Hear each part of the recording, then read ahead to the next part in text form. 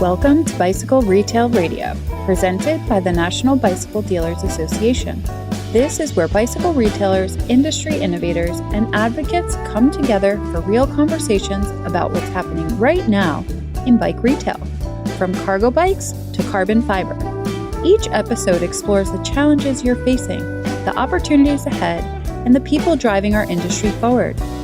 We go beyond the surface to uncover practical strategies, fresh perspectives, and authentic stories from shop owners who've been where you are. Whether you're navigating staffing challenges, adapting to market shifts, or looking for your next breakthrough idea, this is your community. Since 1946, the NBDA has been in the trenches with specialty bicycle retailers, providing education, advocacy, and connection when you need it most. Want to be a part of this community? Learn more about NBDA membership at nbda.com. All right, listeners, welcome back to Bicycle Retail Radio. Thanks for being here. I'm Heather Mason, Executive Director of the National Bicycle Dealers Association. This is our monthly news hour. It's powered by Human-Powered Solutions. This episode, we break down what's happening right now in the bicycle and e-mobility industry. Human-Powered Solutions, link in the show notes. They're one of the most trusted consulting firms in our space. They work at the forefront of bicycle and e-mobility technology, supply chain strategy, and market intelligence. And their team has decades of experience. Today's conversation is one that we believe firmly that every retailer, supplier, industry leader should be paying attention to. What we do in these episodes is we dive into the biggest challenges and opportunities impacting bicycle retail. We talk about technology, shifts in consumer behavior, policy changes, and trends that we think will help or will shape the year ahead. And all of this insight, the information that we talk about, comes directly from the Human-Powered Solutions Bicycle Business Reporter. This is their must-read monthly industry report. So if you're not already subscribed, head over to humanpoweredsolutions.com. You can sign up there and get your own newsletter in your inbox every month. So welcome to the show, team. I got like a mouthful this morning, so sorry about that. Thanks for being here. Thank you.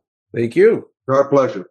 Nice to see you guys. Yeah, it's a pleasure. So I thought, in addition to digging into the June Business Reporter, which was jam-packed as always, I'd like to cover Steve Bina's article titled E-Bike Battery Stewardship and Recycling, and it focuses on the extended producer responsibility, which we also would refer to as EPR. This article, Steve, was published as an industry op-ed, and I love that you did this because it does discuss really battery stewardship, battery recycling requirements, and the implications for retailers.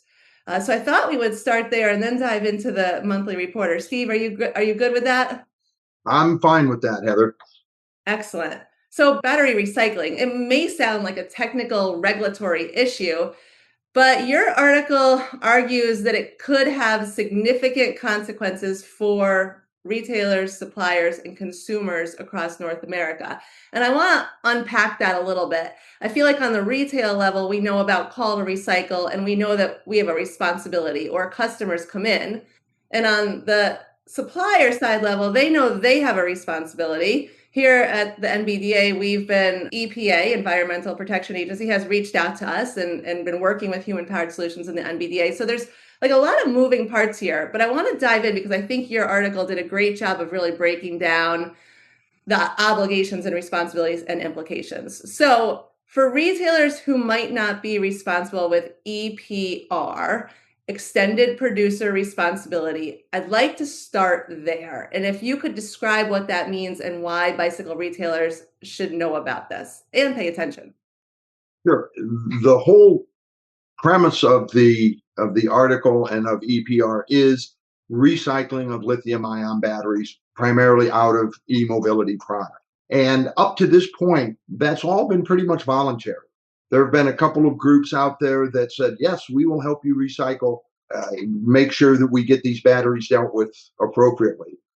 What's happening now is because of the continued plethora of these batteries coming into the marketplace, there are more jurisdictions now that are looking at this as not a voluntary issue, but a mandatory one. Mm-hmm. They want to make sure that these batteries, when they reach end of life, are dealt with appropriately and don't end up in the garbage can, don't end up in a landfill, don't end up in the back of a garbage truck one day and causing big bad dumpster fires. And so to do that and to make it mandatory means that there are some other things that need to happen. Point of sale, POP for this, that goes on that listing on the batteries of what kind of battery it is and how it can be recycled, the actual collection of these batteries and the recycling.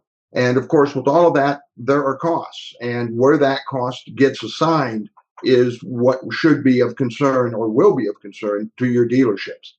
Yeah. And so, listeners, I said call to recycle. It's important to point out that call to recycle is now called Battery Network.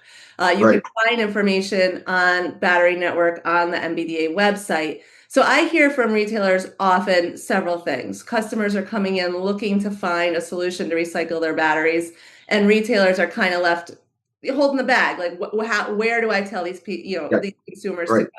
I also hear from retailers that the cost of recycling these batteries, if a brand is registered with the battery network, gets pushed down to the retailer, which is concerning when our margins are already thin. So, one of the arguments you make in your article is just that the costs are being pushed downstream towards retailers. And our conversations at the NBDA with the battery network, formerly called Recycle, is that the bicycle industry is one of the only industries that pushes these costs down to retailers, which I think is quite surprising, frankly.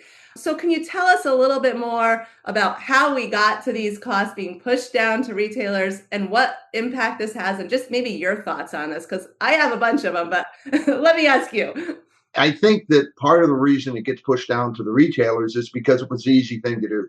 Mm-hmm. And without casting dispersions, the people that are selling the bikes, that are distributing the bikes, that are making the batteries, they're looking like everybody else to protect both their gross margins and their operating profits. And so if they can find some place to assess costs somebody else or someplace else, they're going to do it. As long as this was a voluntary program or set of programs, that might have been a little more acceptable because the dealers would say, well, it's all voluntary. I don't have to do it, blah, blah, blah. Legislation has come into play and has been approved and signed in the state of Illinois, as an example, that becomes effective in a little under a week, July 1st. So this becomes much more problematic. And as part of that legislation, it specifically states that these types of costs cannot be assigned to the consumer, which at this point means somebody else has got to eat them. And if they're getting pushed down to the retailer, he's the end of the food chain, so he's going to have to absorb it. And what are these costs? And I mentioned it before, but I've got some of the law printed out here, and it talks about they have to provide, I'm looking for this, are not required to make retail locations available to service collection sites, which is a good start. But they have to put and have in there information that says this is how the battery can be disposed of. This is where you can take it. This is the type of battery. This is how you know when it's at end of life. And all of these things need to be prepared, need to be printed, need to be distributed. And there are costs associated with that. In my article, I liken it a little bit to the automotive industry, which if you go back a number of years, the automotive industry and the government got involved, just as Illinois is doing here, and said, well, cars need to have windshield wipers. They need to have headlights. They need to have turn signals. They need to have airbags. And all of these things were built into the cost of the car. They weren't options. They weren't line items. And if this is what needs to be done to make sure batteries get recycled correctly, whether it's legislatively or not, whether the industry steps up and said, yeah, we're going to do it, the right thing to do, in my opinion, would be to build it into the cost of the product.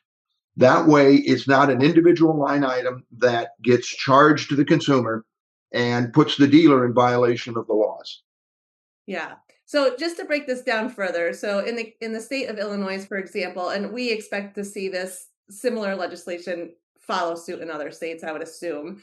Illinois will become a bellwether. Yeah. Like so many other things, once something is written and put in place and they look at its effectiveness, Other jurisdictions are not going to start with a clean piece of paper. They're going to look at what's already in play in other jurisdictions and say that works. So brands or suppliers need to provide retailers a solution for end-of-life management and in-store signage. It has to be made available to consumers, and the fee cannot be pushed to consumers. So at this point, best case would be that retailers, suppliers get in with Battery Network or find another option for recycling, connect with retailers and give them all the guidance they need, and work that fee, whatever fees, into the wholesale cost of the product, but not push it onto the retailer. Is that what you're asking for, Steve? I'm sorry, Heather, but yes, I think that's probably the fairest way to go with this. I mean, it's going to be a cost of the product. Therefore, why not build it into the cost of the product? And it keeps the retailer out of the way. It keeps them from violating any laws as they're written, certainly the Illinois law as it's written. Mm-hmm. And the other thing to understand that these end of life, these EPR agencies, at least for the state of Illinois, have to be approved by the state. So this isn't just anybody coming along saying, oh yeah, I've got a recycling program. They have to work with the state to get approved by an authorized agency within that state jurisdiction so that this all can be handled, which ultimately then means, at least in my opinion, that you're going to have auditors out in the field looking to make sure that the things that they're supposed to be doing, in fact, are getting done. Yeah. And if you're a brand or supplier or a representative for a brand or supplier listening to this podcast and your brand does not have a solution in place for end of life for your batteries, please, you need to get on top of that right away. It is your responsibility that cannot be left to the retailer. Mike, I saw you unmute, so I thought maybe you wanted to jump in too. Yeah, I do. And I was going to ask Steve, I understand where you're going with this. And basically what you're saying is integrate the recycling fee into the cost of goods. It becomes essentially a line item on the manufacturer's BOM. But that introduces a degree of unfairness, I believe, because product prices, both wholesale and retail prices, are based on the cost of goods. So it would seem to me that if we've got a $10 recycling fee added to the cost of goods and the manufacturer enjoys a 25% margin on it, well, that $10 is now suddenly $12.50. And then that's passed on to the wholesaler, and if he's looking for a 50% margin, what I'm saying is that fee at the bill of material line is significantly higher once it gets to the consumer, as it is increased by the margin that's built in to the chain of supply. And I'm just wondering if that seems to be unfair for the manufacturer, the retailer, the distributor to take profit on a fee that's mandated by a governmental regulation. It would seem to me that I understand we have to comply with the law, but I would think there needs to be some sort of a mechanism that exempts the fee from increasing due to the application of the margin through the chain of supply. Am I missing something? Mike, it's a valid point and one that I didn't necessarily address in my op-ed, but it is a valid point. It's one of the things that I think the manufacturer, the distributor can work with the retailer, that you can look at this and say, well, it's a separate line item that I'm sending to you, but there's no margin markup on it. Mm-hmm. The other thing that I look at is competition. To me, always the bellwether in this and the way things even out is what do competitors do.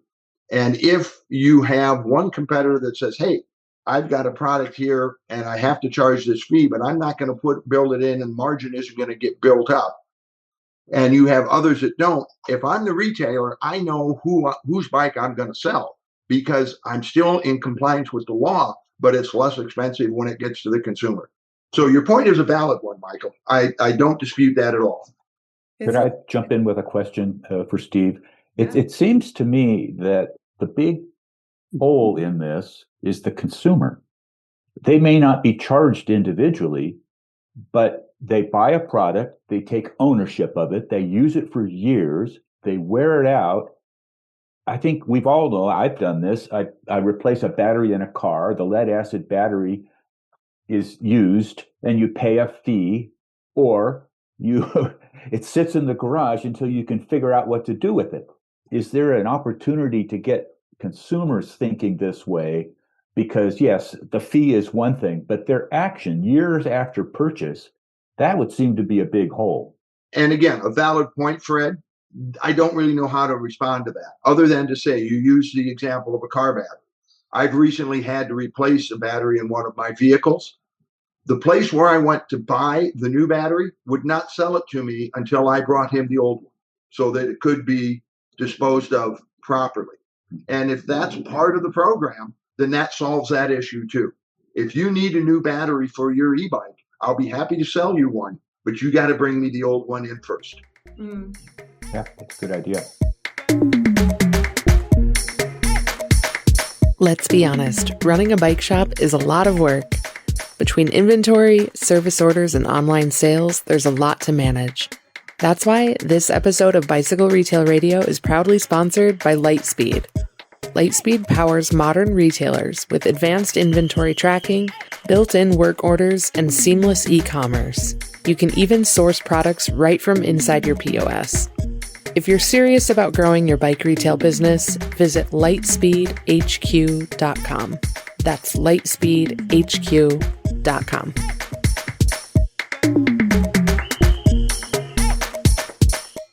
The other factor here is that extended producer responsibility is federal law.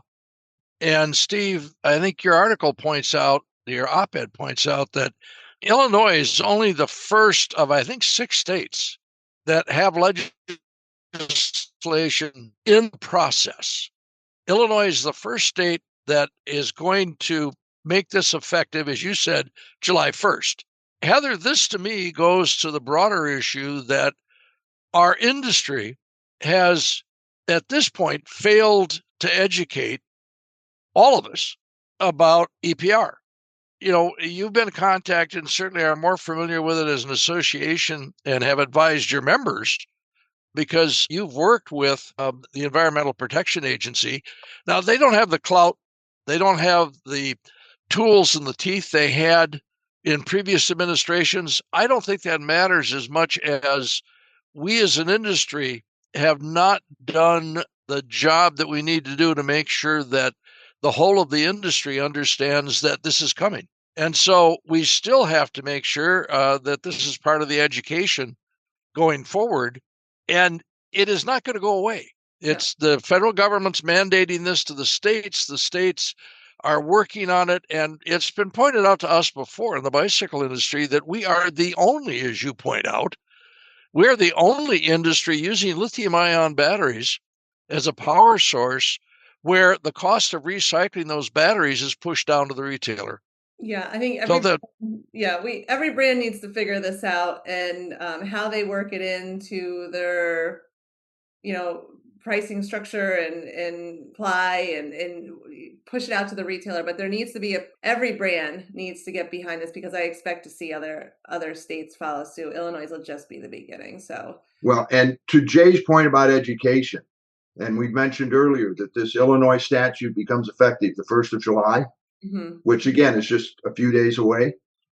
The statute also states that unless you have a stewardship program in place, unless you have all the POP in place, unless you are working with your consumer, which means that the real dealer has to be educated, it becomes on July 2nd, it becomes illegal to sell an e-bike in the state of Illinois. That's a major thing. So I'm hoping that's getting some of the brands' attention. You would think we'd hear more brands, and you think I'd hear more from retailers speaking about this right now with us less than 2 weeks from July 1st. Yeah. Yeah. Which tells me one thing, Heather, they simply don't know and or the brands are ignoring it to their peril. I think the NBDA, we should maybe to our community send a notice to the brands and the retailers to at least alert everyone. So I'll work on that, Steve. I think that's a really good point. If there is anyone who doesn't know, at least let's give them the heads up and a little nudge. They got a couple weeks at this point, so yeah, we'll get on that. Does it seem though that the consumer should pay a fee? I mean, the law may say they can't, but they should, to remind them of their responsibility. Their responsibility. They buy the bike, they take full ownership of the bicycle and the battery. If the recycling fee, they should pay it separately. The point, though, Fred, that becomes a disincentive to recycle it then. I agree with you, by the way, because again, I believe to a certain degree the automotive model should work. And I like Steve's assertion that, or was it your assertion that you couldn't buy a replacement battery without returning the old battery? But the point is we're doing this not only for the economics of it, but for the safety. End of life lithium-ion batteries can be dangerous, are dangerous if they're not properly handled between the consumer and the recycling center. So we have to be worried about disincentivizing the consumer from recycling in the first place. If there's some action on their part that's going to cost them money, why not just not do that action and save the money, unless there's some sort of a control built in. So You bring up another point, Mike, that I don't address in the op-ed, but is equally important, and that is the safety of the recycling. This is supposedly a state agency that has to approve these recycling operations. Well, who knows what should be done? You're one of the experts in the field, Mike. I'm surprised the state of Illinois hasn't at some point reached out to you or somebody else, just as you've worked with the New York City Fire Department. I've actually approached the Chicago Fire Department and had one meeting that I thought would result in several meetings, and it didn't. You're correct. I guess there's a certain degree of, I don't want to call it apathy, but lack of awareness and the need for education. That will turn on a dime the first time a landfill catches on fire.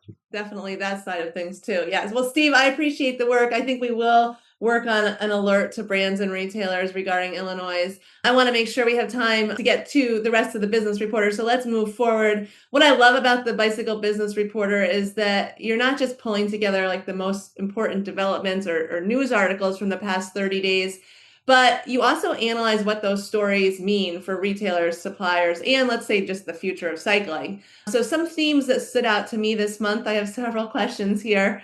Let's just look at e-bike safety, liability, and litigation, just because we're talking about e-bikes now. The June newsletter opens up with a wrongful death lawsuit involving a rad power e-bike battery fire.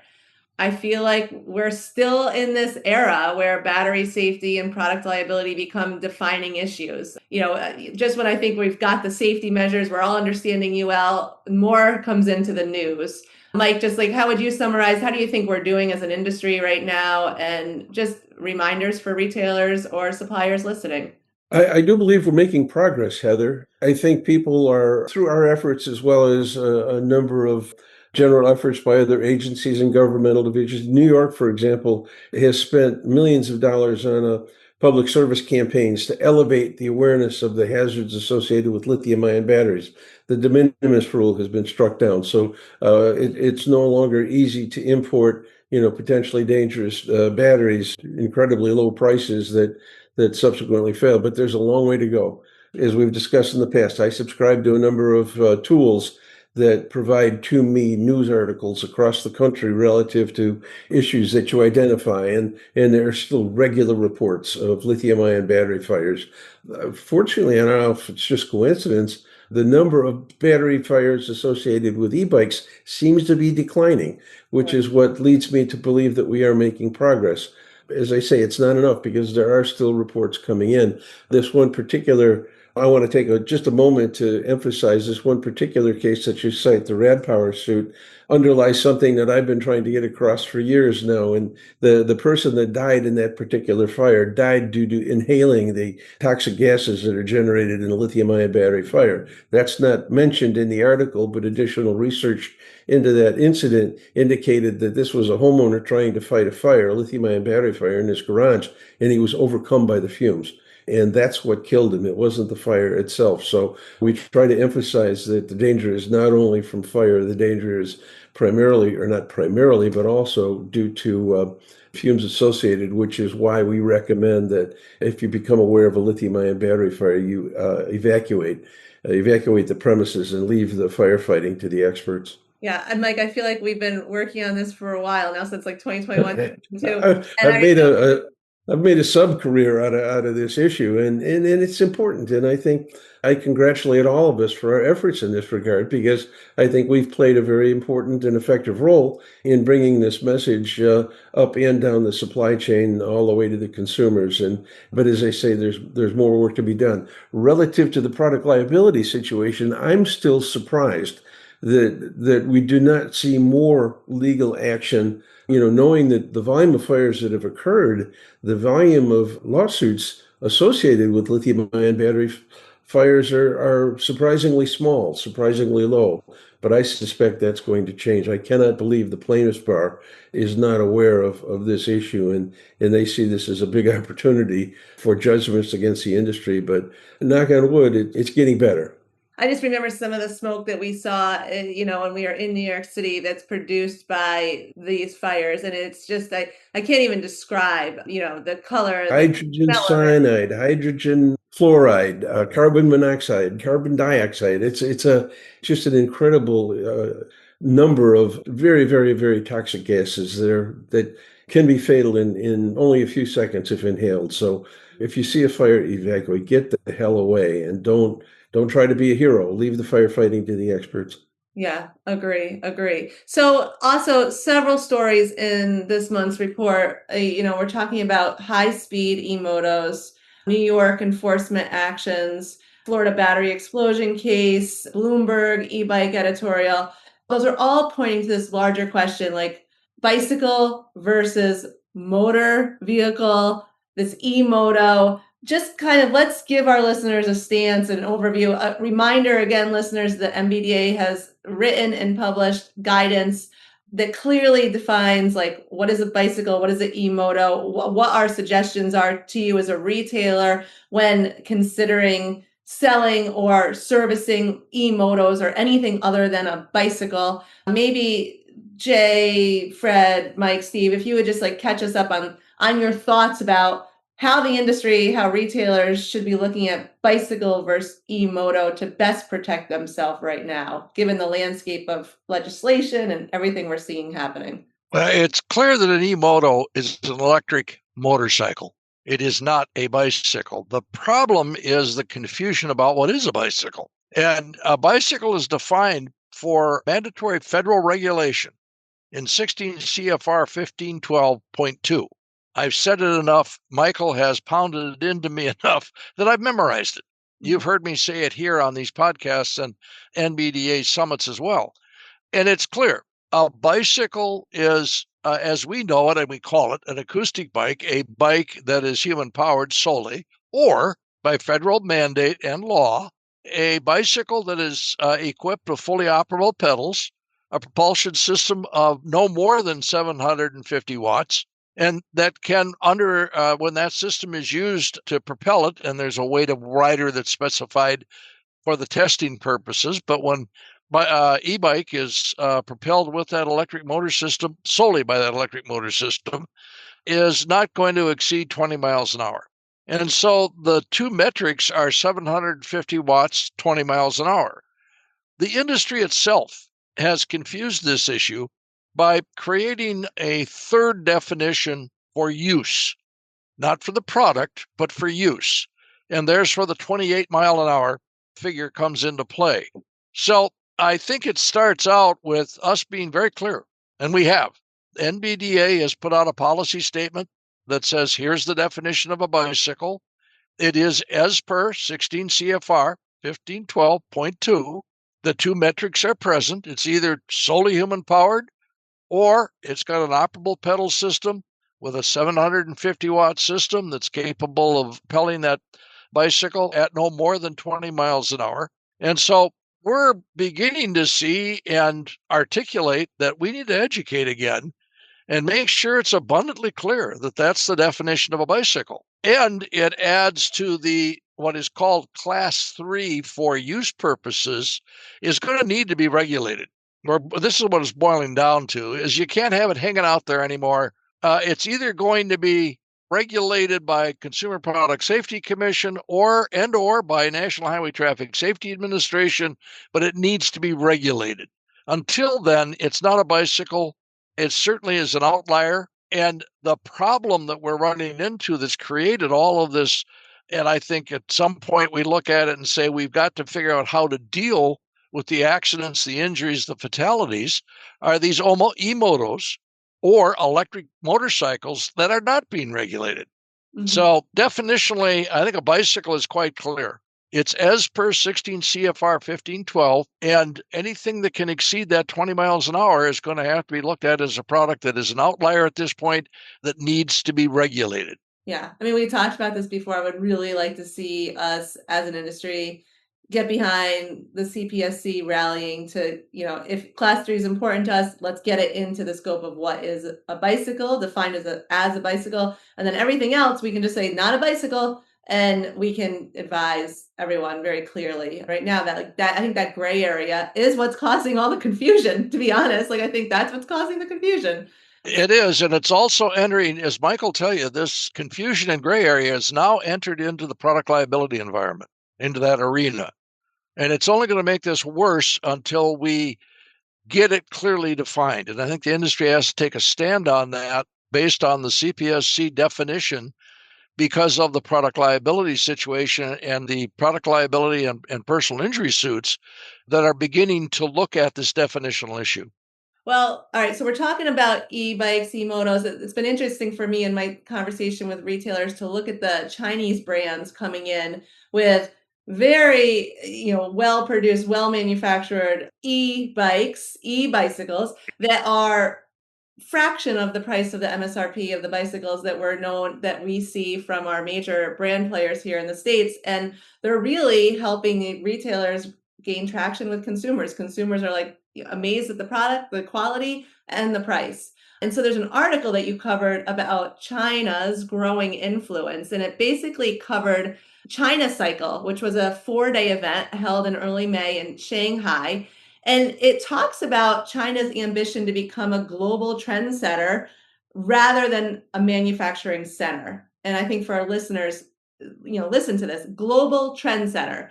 This is important because what's coming out of China and into the US at this point, this product is superior for, again, a fraction of the price of MSRP, and really going to be disruptive to our major players, North American suppliers. I just want to get your thoughts and your analysis of what's happening and how China's, their 5-year plan, if you would, and what our listeners might need to know. Francis here with an important update. Summit Canada is approaching fast. July 29th and 30th, 2026 will be here before you know it, so it's your last chance to secure your spot. We're bringing the NBDA Summit experience to Canada for the first time, and the response has been incredible. Multiple focus areas, countless opportunities to learn from the best Canadian retailers, and connect with peers from across the country. Plus, you'll meet with representatives from HLC, OGC, LTP, and Giant, the distributors who are supporting your success. If you've been waiting to register, now is the time. Don't be the shop that hears about all the breakthroughs and connections after the fact. You need to be in the room on July 29th and 30th. Here's the best part. Registration is completely free for retailers. Head to NBDA.com right now and claim your spot. This is it. Summit Canada, July 29th and 30th, 2026. Register now at NBDA.com. We'll see you there. Well, I think as the newsletter points out, China does have a 5-year plan, and it is focused, not totally, but part of it is focused on going beyond just being an efficient manufacturer, and that essentially is being best in class. So what we're seeing in the American bicycle market, I think we're going to see in other markets, and it is that the e-bikes you're referring to are not only competitively priced, they offer dealers a 40% plus margin, some are 50%. They are also offering a completely certified, a CPSC and a UL certified product, so that they're dealing with the safety issues, they're dealing with the testing and certification issues, the definitional issues, and they're providing all of that to the retailer at a price that allows, and a suggested retail price that allows a margin that they can't get now from what I call the legacy brands. That's on purpose. It's a stated, if you will, export policy or part of the 5-year plan of how China wants to sell its products around the world. Now, the tariffs that we're experiencing are part and parcel of the U.S. putting up barriers to that, trying to stop it, try to encourage manufacturing in the United States. That's true in Europe as well. The Southeast Asian situation is one where the Chinese manufacturing plants with their expertise are opening production facilities in other Southeast Asian countries as they develop trade agreements, so that they in turn are better able to manage what's occurring with the tariff situation as it shifts in the world. This is going to change. The United States is going to try to promote through the tariffs and through its international trade laws that they put in place, or regulation and requirement. They're going to try to create barriers to promote manufacturing in the United States. There are issues with that, but the simple fact is that relative to the international scene at this point, economically and from a sourcing standpoint, as I stated in the article, the Chinese have outflanked us from the standpoint of being a more desirable source. And this is not just bicycles. You can look at the automobile industry, particularly electric automobiles, and Europe, for one, is reacting to this same issue. The U.S. government is officially investigating this with a 301 investigation that's ongoing. The investigation is for structural excess capacity, which is part of what the issue is here. In simple fact, Chinese manufacturing, including Chinese bicycle manufacturing, has excess capacity, and it wishes to sell that in the rest of the world because it's more important to them to employ people in its factories. It's got a superior level of quality that it can maintain and has. So the rest of this will play out. End of the day, we're advising bicycle dealers to take full advantage, but be careful. Be very aware that a tariff barrier could go up, a change in trade law could occur. It's very dynamic, but there's a clear profit to be made, a fair profit to be made for especially bike retailers dealing in a product that they can be very proud to sell to an American consumer because they are certified, tested and certified. I'm old enough to remember back in the old days when anything from Japan was considered to be junk. For many, many years, made in Japan was a label of poor quality, poor value. It's just junk. That wasn't because the Japanese didn't know how to do it. It was because the Japanese felt that a lower cost was more desirable than an appropriate level of quality. When, they were shown the error of their ways, they obviously but they engaged the expertise that they had to make high quality products. Now something from Japan is valued as being state of the art or high quality, dependable, reliable, etc. China is very much the same. China has suffered from this reputation for producing junk, but it's not because they don't know how to make good stuff. It's because, again, they placed a higher value on low cost than superior quality, as they see that, in fact, it's more strategic to build good product. They certainly have the wherewithal to do it, and I think we're seeing that in many, many, many different fields. I've spent a lot of time in China. Being in the bicycle industry means you spend a lot of time in various manufacturing sites around the world, but China more than any. And when you see the sophistication, the technology that they've adopted for their own country, you think to yourself, my God, they have invested in what it takes to be world class. They simply choose participate at the level that is appropriate for a given market, and we're seeing that now in bicycles. We're seeing it in electronics, consumer electronics. I mean, they're at the forefront of energy production, clean energy production. We should never ever underestimate the capabilities of the Chinese, because truly is a significant role in the world economy. And do not believe that just because it's made in China, it's junk. We've had this issue, and I've fallen in the trap myself with battery fires in New York City. Well, they're cheap Chinese batteries. Well, they're cheap because they chose to make cheap batteries, not because they couldn't make quality batteries. They do when it's appropriate, and we're seeing that. And as Jay points out, it's an opportunity to benefit from it. If we can sell high quality products at low prices and give the consumers true value, sign me up. It's just something we need to be aware of. Never underestimate the Chinese. Never underestimate. Kind of leading me into this question here. So RAD announces that they're going to focus on Tennessee and maybe manufacturing there. PON is closing Netherlands and changing up their manufacturing. In 5 years from now, do you think China is really going to be the hub of where all, if you had a crystal ball, like what do you think the industry is maybe concentrated, manufacturing will be concentrated? Do you think it'll be in the US in 5 years? Do you think China, Taiwan? It's not going to be the US because it's not possible Yeah. to do what you just described, or what, in fact, our government has described. It's the idea of starting a bicycle manufacturing business, even if all of the tariffs on the componentry went away tomorrow. It's still a matter of who's going to invest the capital. We don't have component manufacturing in this country. To answer your question, I think that hub is going to be in Southeast Asia. Now, it may not be China, but it will be Chinese expertise. It'll be Chinese engineering.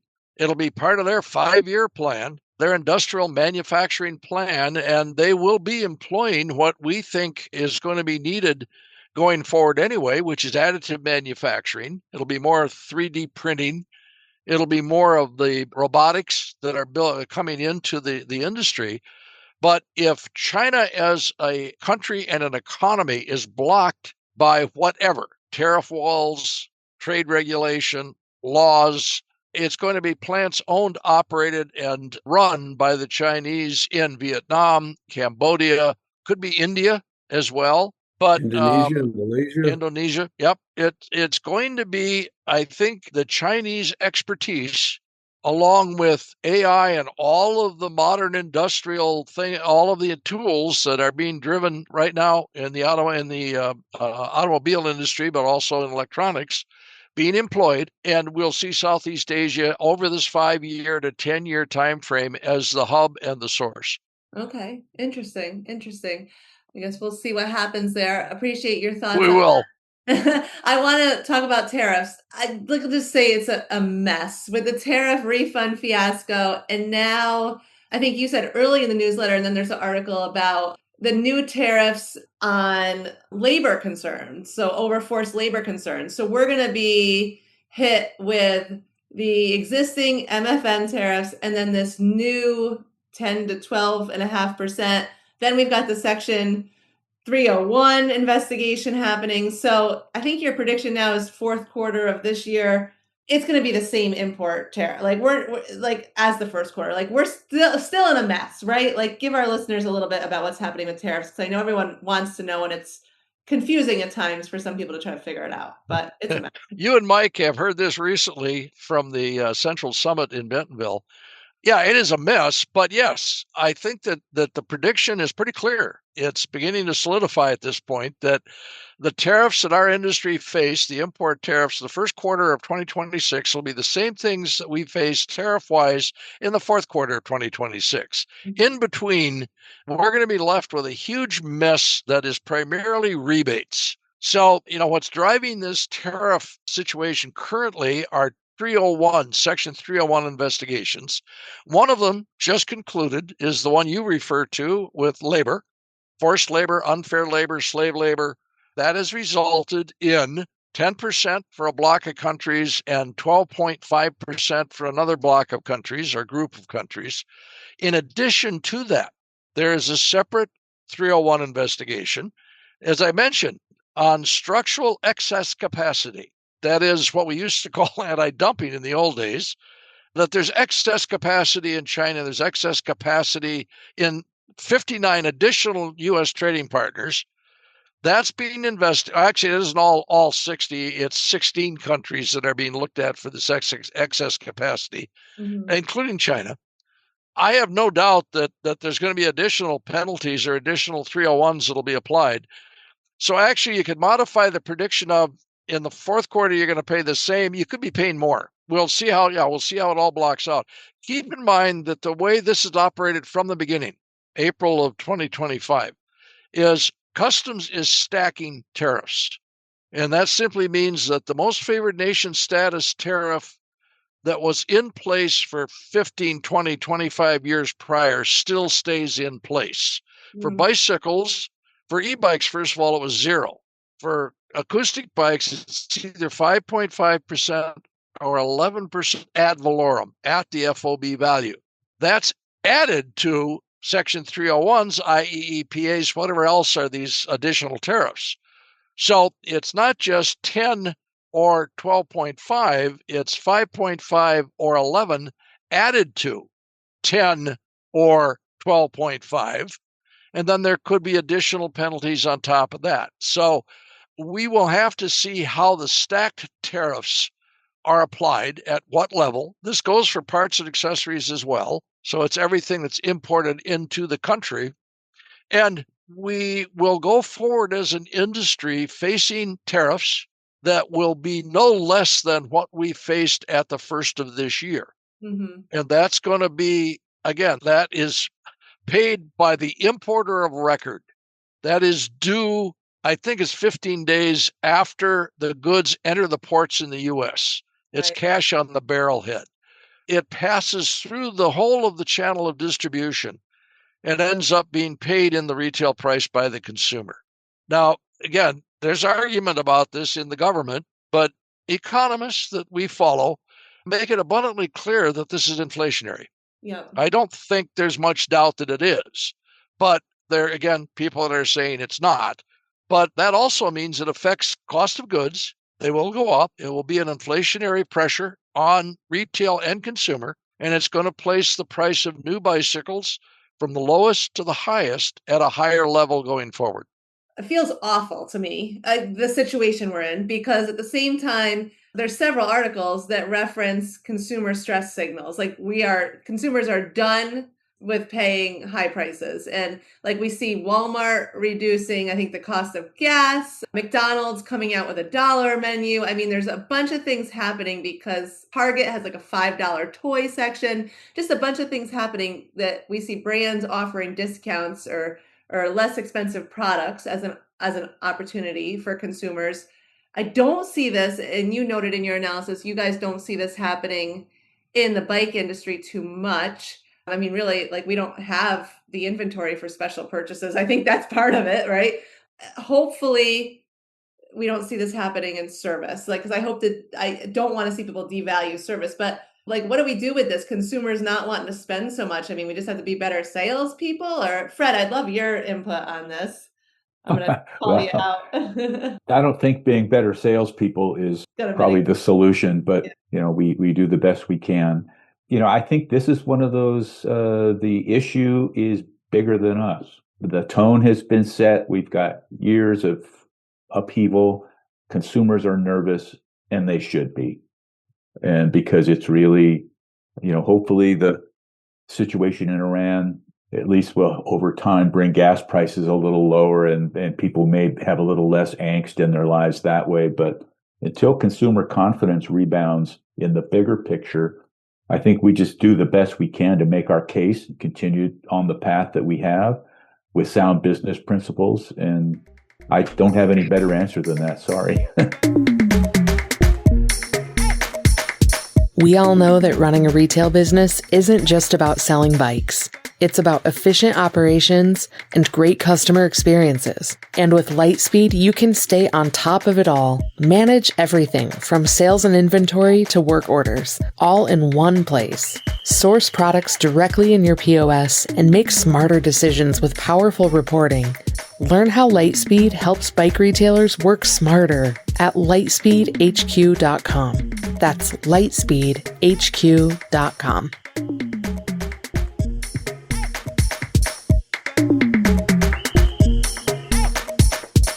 No, I mean, I believe you. Like, I'm with you on that. Like, I was just trying to throw out just to get the conversation started. But there was the Bike Europe article about the challenge of creating value in the bike industry. And, this was really, I think, on the supply side and investors, and there's a lot there. But I always think about how we apply this to retailers and how we create value even to, people coming into our store, or if a bike retailer is going to get a line of credit, how we can even show that we're in a business that's bringing in, that's lucrative. It's really challenging right now. Like, how do we create value? Jay, I'm interested in your thought, because reading your analysis, even, I was kind of like, it's just a challenge. Like, it's like there wasn't really an answer, right? It's just a challenge. It is. And it goes to a lot of what we heard at the summit a week ago, at the summit and the fine speaking schedule you put together. We heard from named suppliers that there's a reset going on. Mhm. And to me, part of this is the value. It's the value proposition. We've kind of thrown it up in the air, and we're going to have to put it back into its position, catch it, kind of reposition it. The article goes through, I think, very nicely the issues of at certain times in our industry, we've attracted different kinds of capital and investment. Yeah, And that's the e-bike shifting. capital. The e-bike capital post-COVID was huge, right? People coming in, Right. technology. Yeah. Yeah. It's we're not computer chips. We're not a space exploration company at this point. Our industry doesn't fit there. So we're being impacted by the folks that came in during the bike boom and expected that they were going to invest money and make a quick profit are getting out.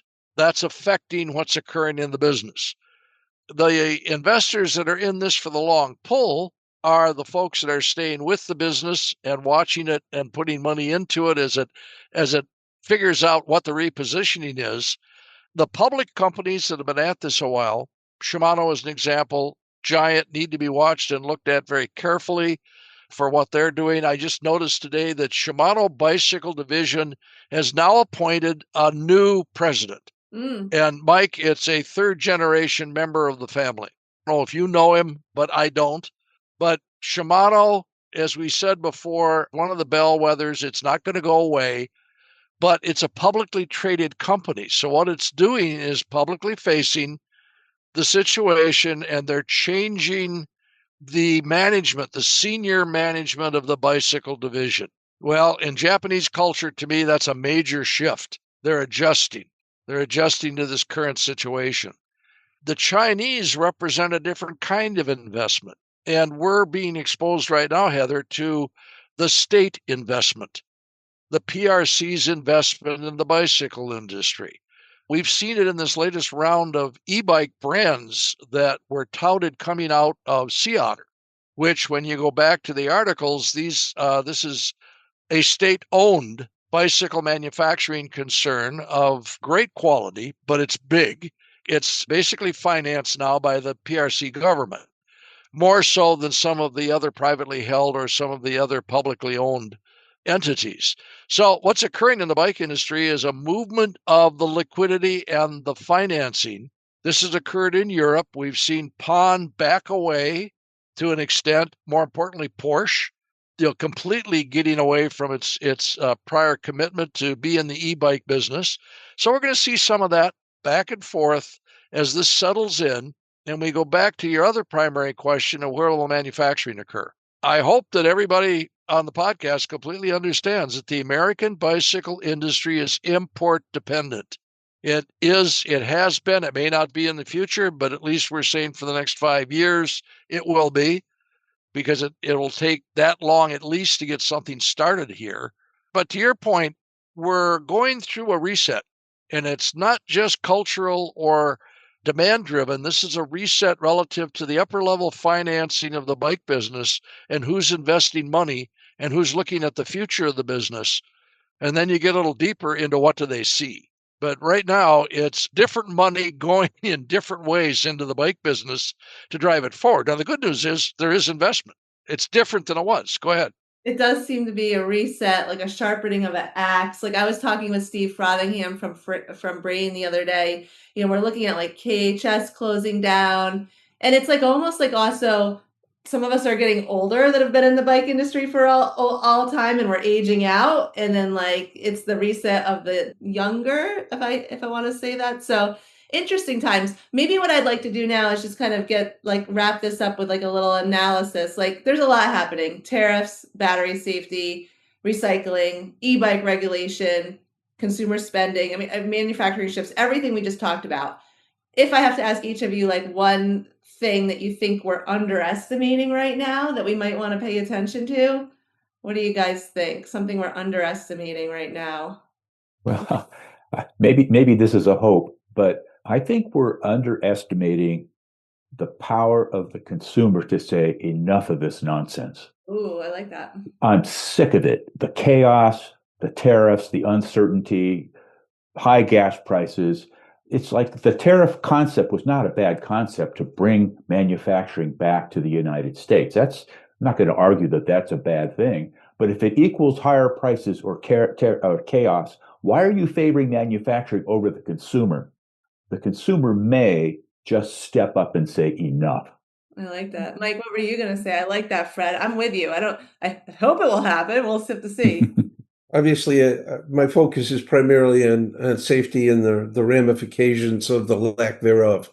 I'm just concerned that until such time as we can unify the regulatory approach to our products, A, we're not going to optimize the safety of our products, and B, we're going to open ourselves up for more liability. So, it's the whole situation with states developing and implementing regulations harkens back to the old days when CPSC came out and with a standard, and we all thought, great, we have a constant we can all rely on. And then New York introduced legislation that basically threw it all in turmoil, and it just drove the industry nuts. And I think we're heading to a similar point. So in one sense, I'm glad I'm not a VP of engineering at a bike company anymore, because I'm not quite sure how to effectively manage that whole situation. So I think we're in for more chaos before it gets better.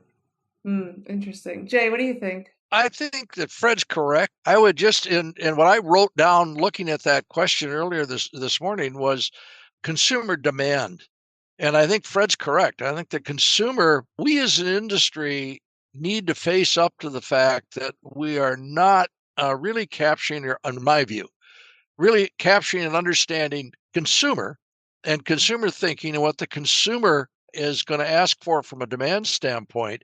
You asked two key questions a little while ago that go with that. One is there's no tariff on labor and service. There's no impact you're going to find on tariffs on used bikes. So I think there's ways that the consumer can continue to participate in our business if we only take a closer look and understand what the consumer wants and needs going forward. Steve, you got anything to add there? This is an interesting conversation. Everything that I've been listening to is talking about the consumer and how they're going to interact with the retailer. My only add to that is kind of the retailer and what we talked about earlier, the battery program for recycling and whatnot. There's a lot of things going on in different jurisdictions that are going to have impacts on the retailer.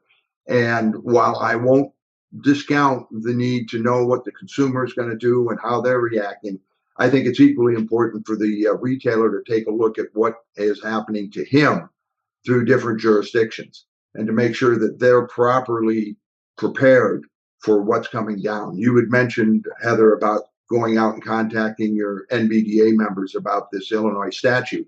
Yeah. And my guess is you'll probably focus initially on your Illinois members. I would hope, in fact, that you'd make this to all of your members, because what's going to happen in Illinois is going to happen everywhere. And so for all of them to be aware of this is probably a good thing. Yeah, I could not agree more. I like it. Wow, you guys, an hour just flies by with you guys. We hardly dove in to all the articles. There were so many articles in there. So listeners, please, linked in the show notes, head over to the Human Powered Solutions website. Mike, Fred, Jay, Steve, they are consultants. They are the experts. They've been doing this for years. I mean, you should see. Thank you guys for coming to the Retailer Central, those who joined us, Mike and Jay. I mean, just having you in the room, answering all the questions from retailers, from suppliers, from providers, like you guys are just such a wealth of information. You bring so much to this industry, and your presentations were excellent, by the way. So listeners, that wraps up another news hour. Thanks for being with us. Read Steve's article. That's on the Human Powered Solutions website as well. Some great stuff in there. And as always, I guess we'll see you next month. Thank you, gentlemen. Thank you for joining. Thank you, Heather. Thank you. Thanks for spending time with us on Bicycle Retail Radio. If this episode resonated with you, subscribe and share it with another retailer who could use the insight. Join us every week for new conversations and fresh perspectives to keep you ahead of the curve. The NBDA is constantly creating events, webinars, and resources built specifically for bicycle retailers. Check out what's coming up at nbda.com. Shout out to Francis Abbott for today's graphics. Interested in sponsoring an episode or know someone we should talk to? Head to nbda.com.